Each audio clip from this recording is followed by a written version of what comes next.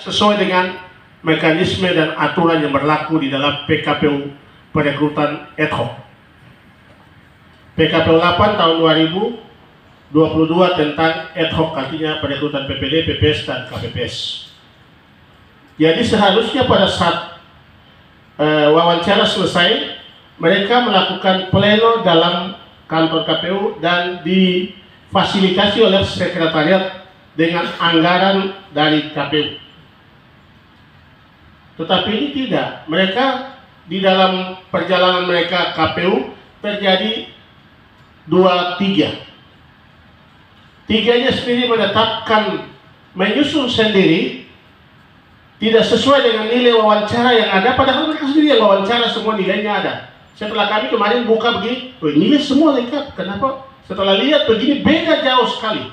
Tidak sesuai dengan yang ditetapkan jadi 5 besar, sekarang tidak sesuai dengan angka yang ada yang nilai mereka yang diisi. Sehingga harus dia kembalikan kepada angka yang ada. Karena itu dasarnya di mana? Dasarnya di nilai. Nilai ini kan dari tes tertulis, terus tes wawancara, baru ditetapkan menjadi PPD yang lolos dengan hasil yang ada.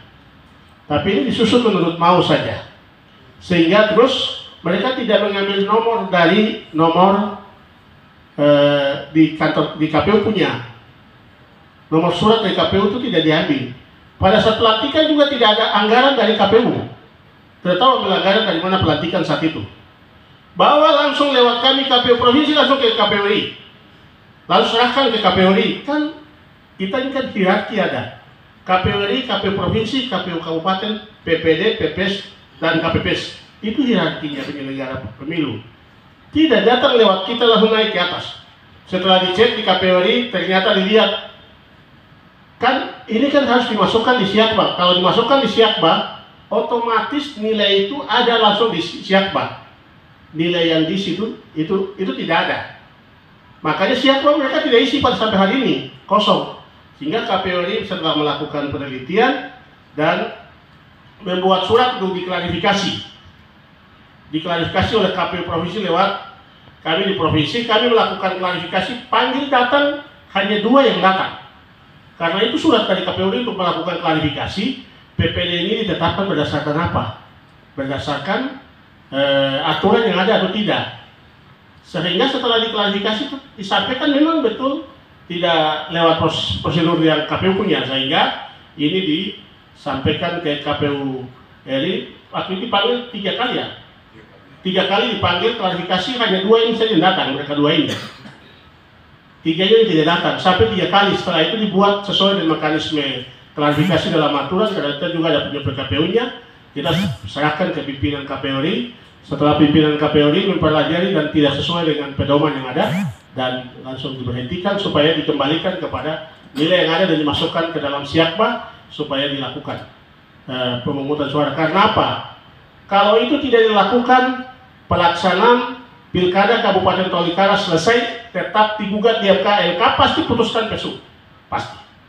Karena prosedur perekrutan PPD tidak sesuai dengan mekanisme yang ada dalam PKPU. Sama kayak dulu Kabupaten Jayapura ini. Jadi anggap saja PPD direkrut, memang mereka sudah melakukan tahapan semua benar, tapi hanya yang wawancara itu yang tidak mengumumkan sesuai dengan nomor nilai yang mereka sudah isi. Sehingga itu yang menyebabkan KPU RI memberhentikan mereka sementara. Untuk KPU provinsi mengambil alih, menetapkan sesuai dengan angka dalam wawancara itu. Melihat hasil wawancara itu lihat ulang. Setelah lihat ulang, tetapkan sesuai dengan hasil wawancara nilai yang tertinggi sampai dengan 5 besar itu, baru dilantik. Setelah dilantik selesai dibitek, baru KPU RI silahkan mengaktifkan kembali mereka untuk melaksanakan tahapan selanjutnya. Jadi begitu.